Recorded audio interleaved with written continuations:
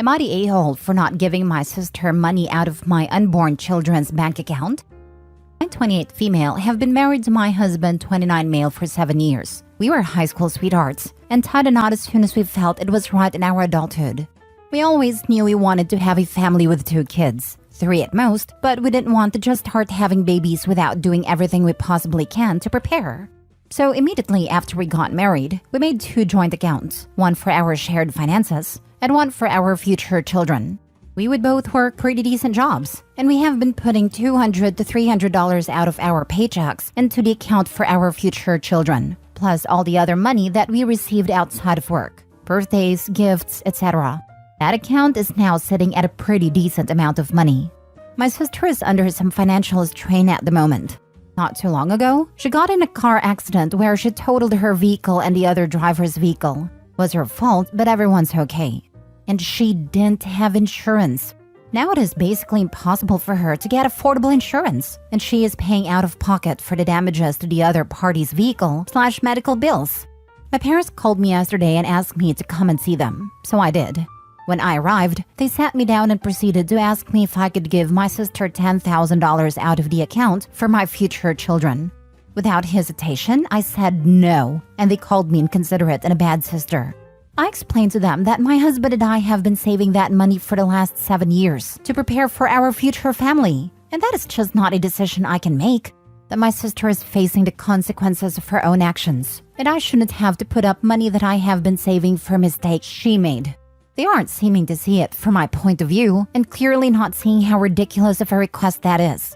They said it won't hurt since I don't plan on getting pregnant anytime soon, and that they will work up a way to pay us back. But I stood firm in my decision, and I told them that my sister made her bed by driving irresponsibly, and now she has to lie in it. So am I the a-hole? Now for the top comments before reading the update. Tell your parents that she's their kid, and the money is for your kids. They even know about the account and how much you have in there? It's not anyone's business what you do with your finances, except for you and your husband. Yes, stop telling people how much money you have. It's not their business.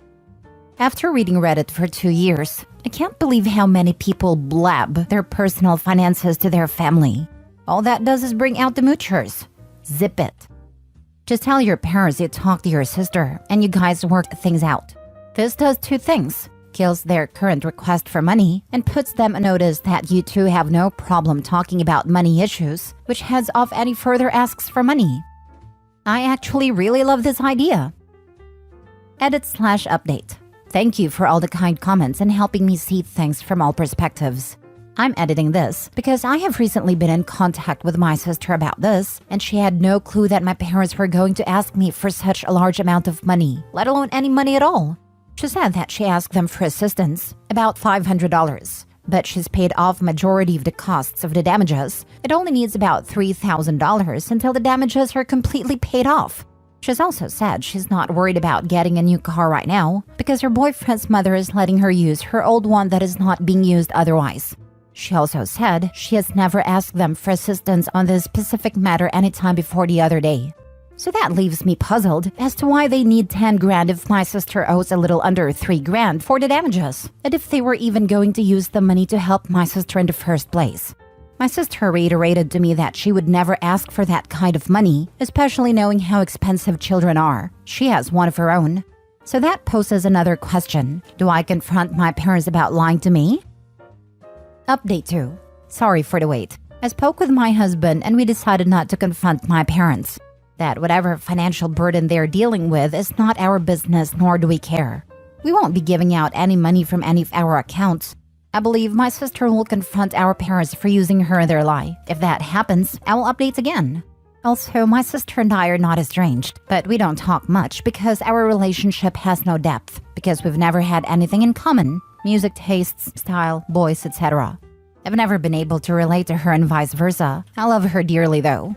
I call her to check on my nephew periodically, but she lives 45 minutes away, so I don't visit often and vice versa. There were a lot of comments about sharing my finances with my parents. I was 21 when I discussed this with them, just thinking I was harmlessly informing my parents about my plans for their future grandchildren. I agree with all of you when you say I shouldn't have done that.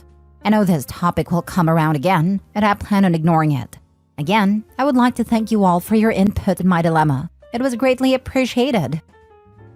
Next story. Am I the a-hole for not giving my sister her share of the college fund? Plus update. Original post. A little backstory. We came from an extremely sexist family. For example, my brother got a car, 75% of our parents' estate, a big farm, lands, and all the machinery for it, and they paid for his college. My oldest sister had to take out loans so she can finish her education. While I never went to college because of my undiagnosed ADHD, now I'm in therapy and start to become okay-ish. But I have money because of sheer dumb luck. My younger sister, 22 female, started college 2 years ago. My parents offered to pay to rent a room after she didn't get a scholarship and a room in the dorms. I offered her to pay her scholarship and some extra for groceries, stating that I put aside college fund for all girls in our family. My 2 daughters, my sister, a younger cousin, and a niece. This is just one account, and in my will, it stated it has to be divided between these girls for college expenses. My little sister is the oldest, and everybody else is between 6 to 12, and the ones who already finished college by the time I died gets nothing from that account. If I have more nieces, I'll add them too. Now to the problem. My sister decided to drop out, get pregnant and marry, planned with her boyfriend/fiancé of 6 months. I try not to be disappointed, I am, but I shut the heck up in real life about it. Today was the big announcement. I knew it beforehand, so I could act all happy, and after the lunch, she pulled me aside and asked to be left over to her college fund. I explained to her that there is no her fund. I already did this when she started college, and I'll be happy to pay for her tuition if she goes back someday. But she has to give me proof that she does go to college, because she pocketed the last semester's payment because she failed to inform me about her dropping out, and I sent her the money. She freaked out because she counted on that money for down payment for a 3-bedroom apartment, co-owning with her fiancé, but I stood firm in my decision. She accused me of trying to control her with my money and punishing her because she chose a different path in life, being a stay-at-home mom and not having a career. Our mom pointed out that it wasn't really feminist of me to not support her in this. Now for the comments before reading the update. Not the a-hole. You said you'd pay for college. She's not in college, and you're willing to pay if she chooses to go back, which makes you definitely not the a-hole. Your sister is seeing this as you giving her money because you've been sending her money to cover costs, and money's fungible. She's wrong, but I see how she came to that conclusion. I'd suggest if you want to avoid this sort of problems with the other people you are supporting, maybe ask them to send you the bill and instructions for how to pay it. With regard to your mom, I'm sure you've told her in the past how sexist she was about her disposition of educational support to your siblings. She's using a known vulnerability, your engagement with feminist ideas, to get a bit of revenge, which is horrible for her. Yeah, I'm definitely going to be more careful about this when my cousin reaches that age. She's next. If you are continuing with this college fund, pay to school directly, not the a-hole. I don't know what tax law is like in your country, OP, but in the US, paying for someone's tuition directly to the institution is a way to get around lifetime gift taxes for the recipient. In the US, gifts up to a certain amount per year is non-taxable for the recipient, but many tuitions are more expensive than that per year. So if you gave the money to the student to give to the school, they would be on the hook for paying taxes on some of that money. If you pay the school directly, then it doesn't count as gift or taxable income for the student. If something like this is the case in your country too, it might be much better for your cousin to have you pay directly anyway. Not the a-hole. How are you controlling her with money that isn't hers? That's just weird. The money is a college fund, not a down payment on a condo fund. And she's already stolen from you. Tell her to take it out of the money she already pocketed. Turns out she thought it's hers, and if she has a daughter, she's going to get added on that list. We had a smaller argument about this, because she asked what if it's a boy? And, well, he's going to be a first his generation, and every great-grandparents of his is going to lose their freaking mind over it on our side of the family, and probably fiancé's side too. Not the a-hole. Go low contact with her. We already are. She knows I'm disappointed, and that I didn't think much of her fiancé. Now for the update. I decided to give you guys an update about the situation with some extra info. About the last semester's payment, little sister offered to pay me back. It's sitting on her account, but I just gifted it to her as baby and wedding contribution for me. And the college fund was a full misunderstanding.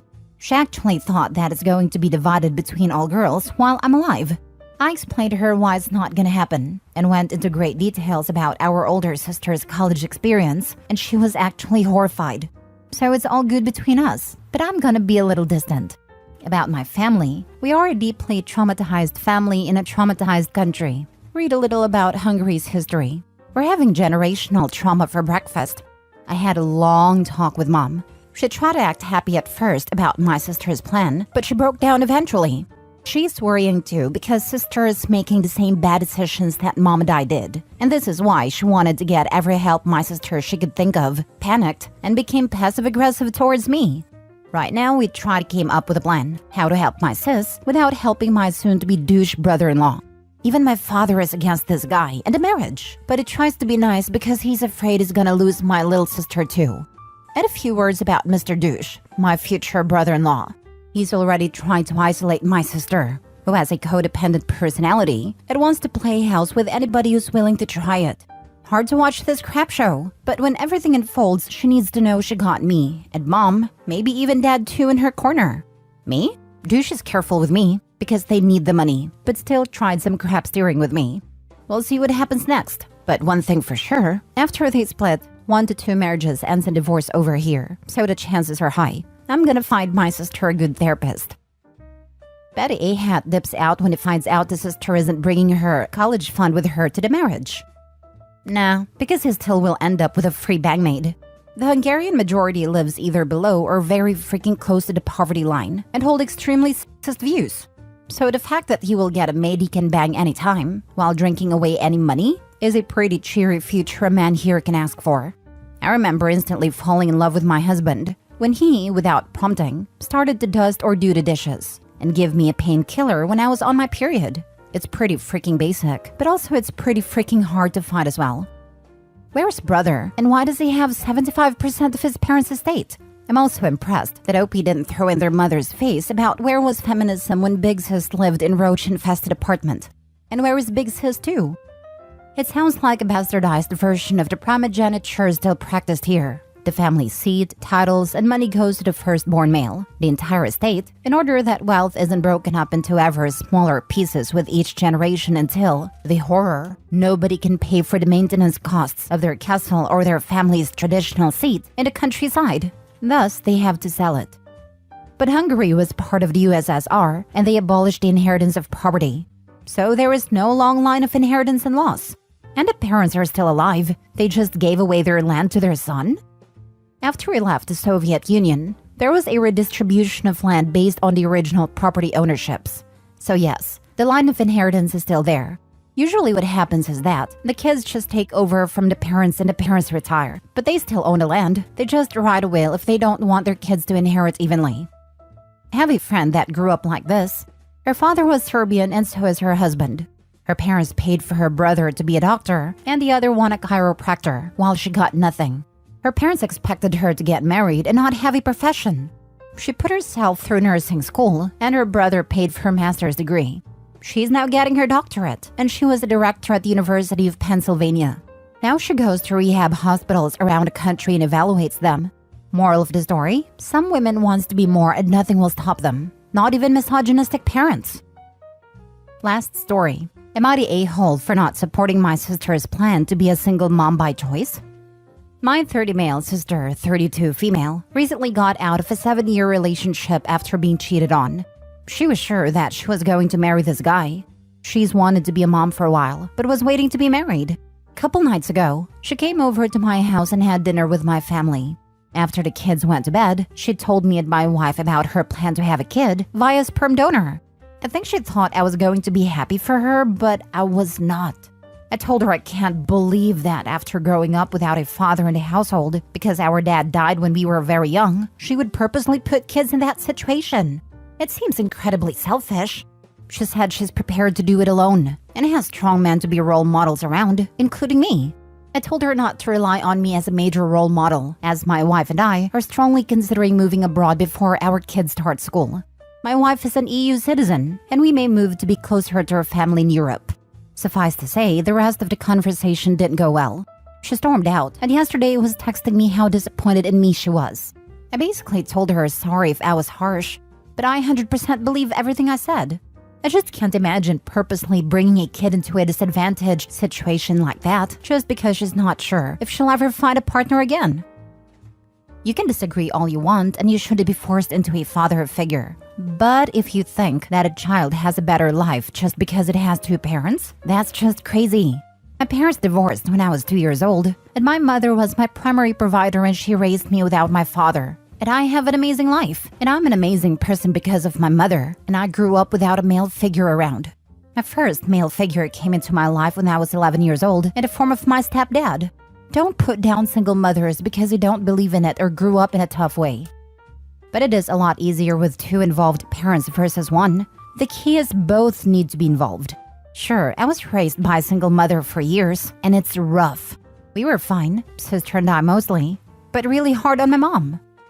I have a friend who married a POS, had 2 kids with him and then divorced. She is a fantastic mom, and her kids are far better off without their father in their lives, but she has it hard. There is no downtime when you are a single parent.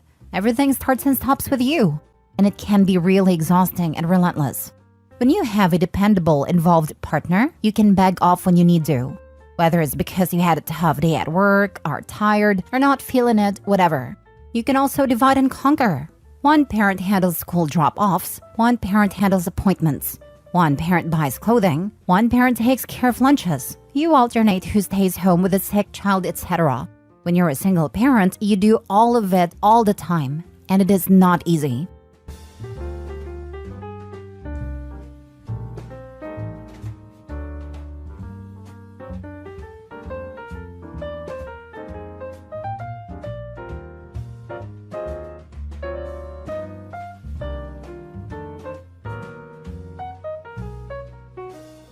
Am I the a-hole for suing my ex's children?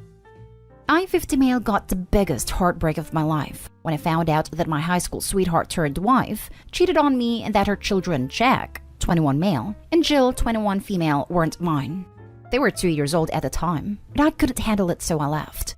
Because they were born within the marriage, I was legally the father and resented paying child support because it was basically the government rewarding my ex for her lies.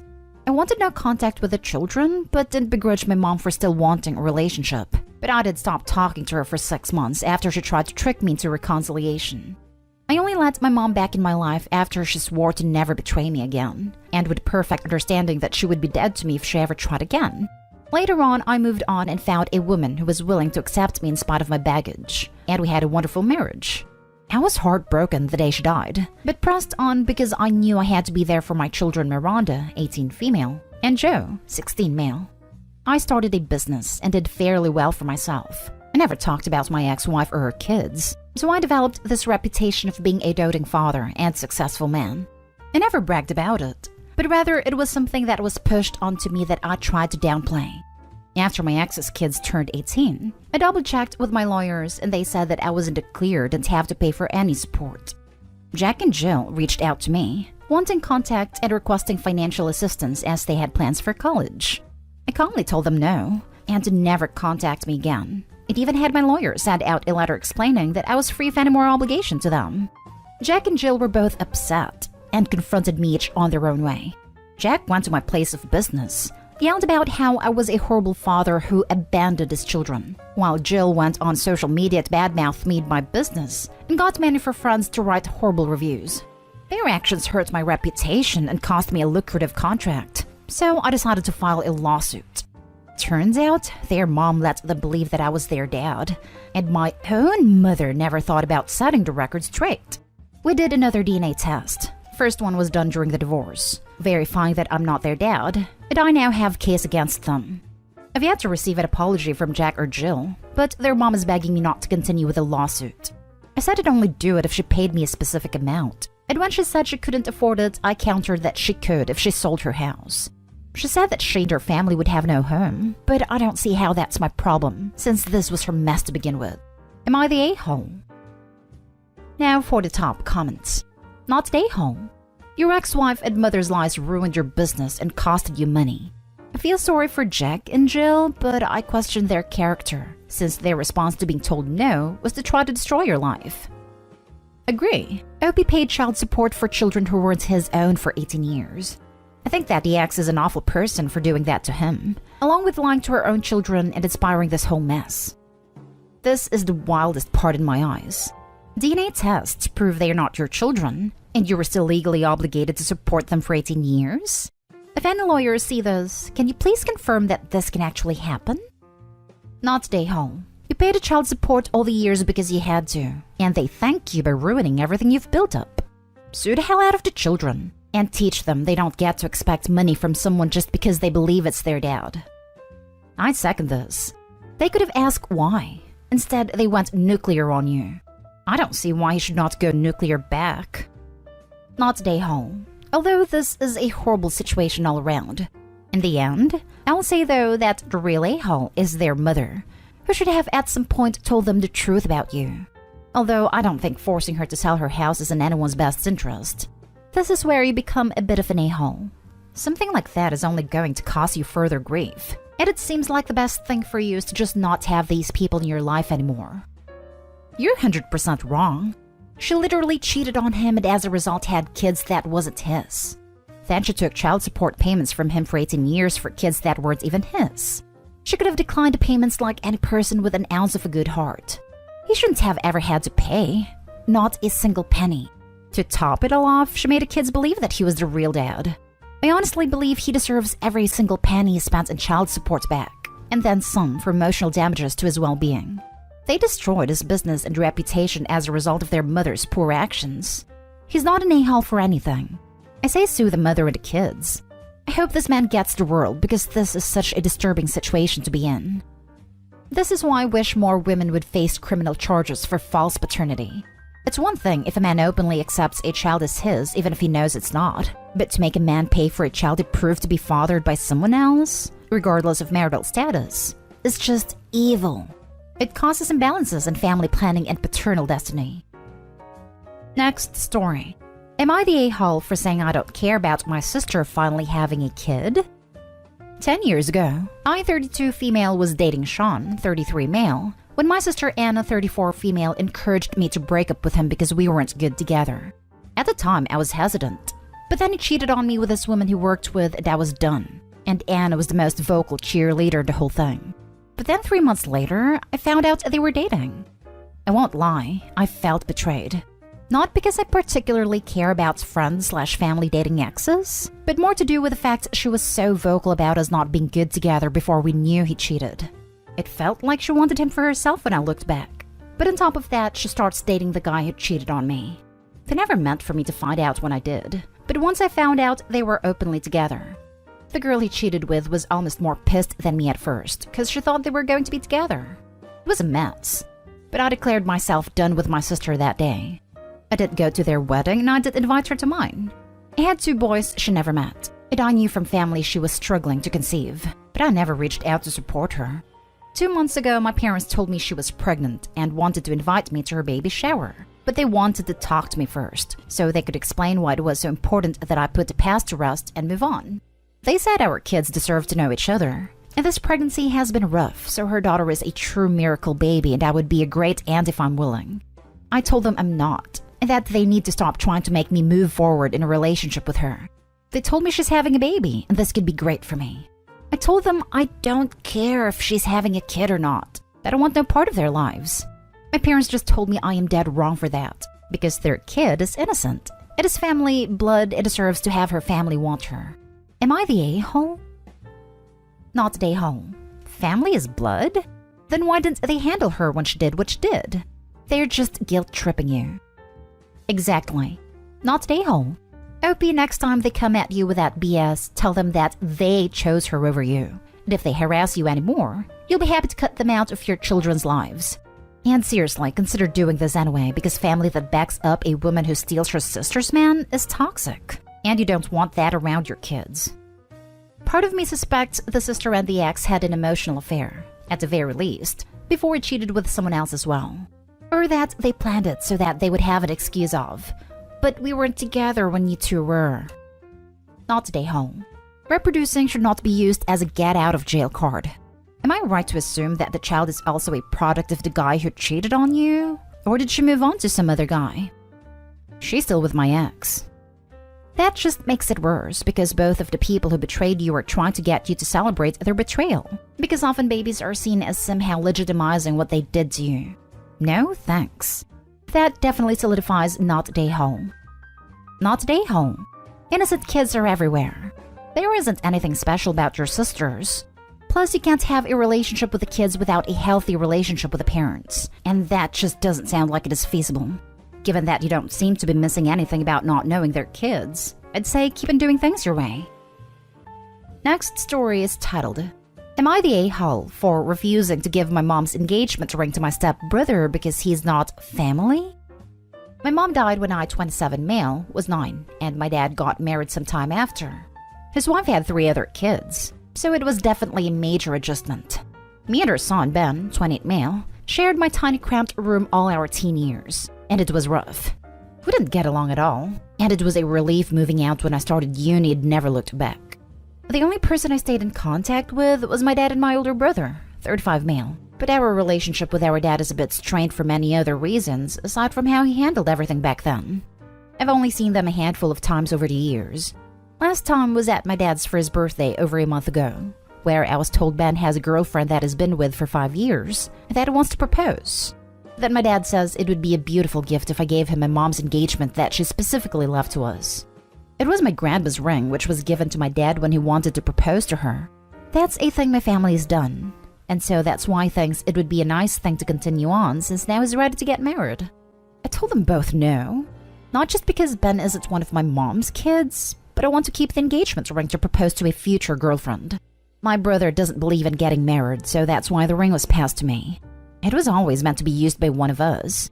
I gave these reasons along with the fact it's part of a family tradition on my mom's side. Ben got pretty mad, and so did my dad, because he says Ben is my brother, therefore part of the family and the tradition. I said no, he's not. He is someone I had to be roommates with Tex as teenager, but we're not family. The story would be different if it was my brother who wanted to use it because we're actually family. My brother agreed with that too. My dad hasn't left me alone about it. Ben has only bothered me a few times about it, and so has my dad's wife. Basically, they think I'm being an a-hole. Since this would be a meaningful gift as a way for me to finally consider him my family, it is a nice tradition for the new generation. It is not like Ben is short on money to buy his own engagement ring. Seems to be that they really want to push this, because it's part of the tradition on my mom's side, which I don't get why he needs to be part of, much less take my mom's engagement ring. Am I the a-hole? Now for the comments. Not the a-hole. At all. Why do these people think they have a right to your property? Is he going to give it back if you wanted to get engaged someday? Let them start their own traditions. Maybe stepmother can give Ben her ring. Ben never had any relationship to Opie's mom. He didn't even know her. I find it so gross to take away the ring from somebody else's dead mother. At the engagement, the dialogue will be like, Ben, this ring is really special. It belonged to the dead mother. Fiancé, but your mother still lives. Ben, I never said it was my dead mother. Where's the sentimental value? I guess Ben just don't want to spend money on a new ring. This. As the woman receiving the ring, I would feel guilty, knowing I took it away from someone for whom it would have real emotional value. It's creepy to receive the ring of a dead woman who never wanted me to have it, but who intended it for the wife of her son. Creepy, cheap, entitled. Not stay home. Put that ring under lock and key. I don't trust them. Clear not stay home. You said it yourself.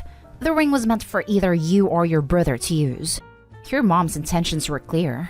Even if you didn't plan on getting married, it's a keepsake that was gifted to you by your mom, a woman your stepbrother never knew as a parent. It's cruel of your dad to be pushing this when he knows you were planning on using it. They don't have the right to demand to be included in family tradition when it means taking something so meaningful away from you. It's your ring to propose with. Not today, home. This has nothing to do with your stepbrother or, frankly, your father. The ring was left to you and your brother by your mother, who I assume never even met your stepbrother. So, apart from anything else, if you gave it away, you wouldn't be following her last wishes. It's very weird how the rest of your family seem to think they can co-opt another family's traditions and possessions simply because your stepmother married your father, who wasn't even part of the family with the tradition until he married into it. Very strange. And honestly, I'd want nothing to do with any of them. Personally, I would sit your father down, or write him a letter, and reiterate everything you've said previously, but stress that you will not be changing your mind on this. And if he continues to push this, then he will damage your relationship further.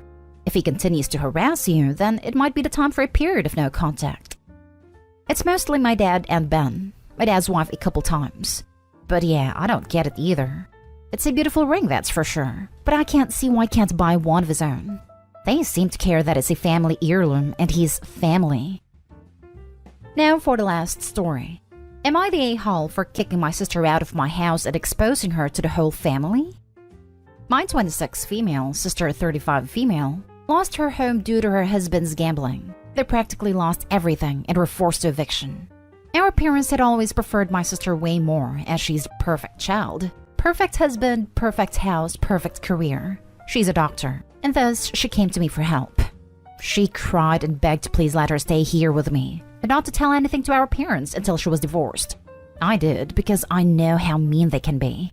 My boyfriend and I own a 2-bedroom apartment. The guest room that's rather small, and our room that's a lot bigger and has an ensuite bathroom with a bathtub. This is important. My boyfriend is currently staying with his parents in Texas, so I have the whole house to myself. We talked about it and we agreed to let my sister use the guest room and pay minimum rent for a few months. Everything was fine at first, until a few weeks ago when we had some problems with the bathroom my sister uses and she had to use mine. When she found out I had a bathtub, she was thrilled and said why I didn't say anything before. And I just told her because it was my personal bathroom and I didn't have to. The problem got fixed in 2 days, but every once in a while she asked me to use my bathtub. I said yes a few times, until she just stopped asking and began to go into my bath every time she wanted. She then tried to leave her products there until one day I found her sleeping in my bed. I woke her up and told her to get out, but she said that it wasn't fair that I had a better room with a better bath and everything, that she was a doctor deserved the room way more, and that the best thing was to move to the small room and let her have it. I was mad. I couldn't believe that she was in my house trying to rule over me.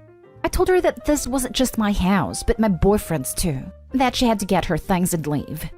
She said I was overreacting, and I told her that, yes, sure, but I know how these things usually are, and I don't plan to have it her way.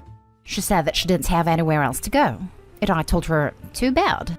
She had to come clean to my parents and is currently staying there, and now they are mad at me for kicking her out and forcing her to embarrass herself in front of them, and that I owe her my house for free as long as she wants. Not today, home. You welcomed your sibling into your home and just wanted basic decency, and she trampled all over your boundaries. She deserves what she gets, to be honest. Of course they are mad at you. You're the scapegoat, and she's the golden child. This will never change no matter what you do. So stop trying with any of them, and start distancing yourself. They are toxic, and you need to live a happy, healthy life. A 35-year-old doctor can afford to stay on her own. What an entitled person. Perhaps not. Her ex probably damaged her credit beyond belief. Doesn't excuse one single ounce of her behavior towards Opie, though. Not today, Ho, and laughing out loud at your sister. Did she really say I deserved a better room because I'm a doctor and you're not? Or words to that effect? That's one for the Guinness World Records of entitlement.